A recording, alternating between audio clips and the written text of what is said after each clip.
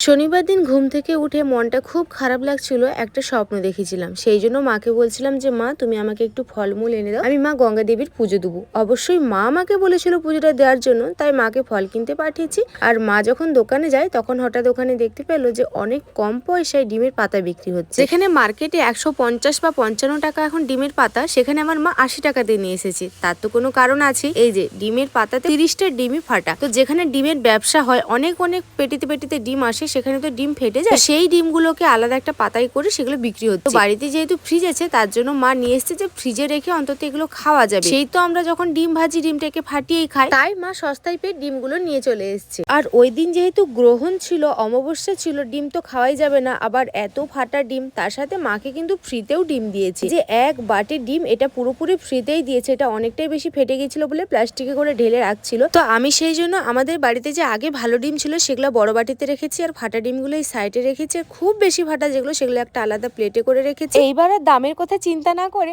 অনেক পছন্দ মতো রান্না বান্না করে খেতে পারবো কিন্তু।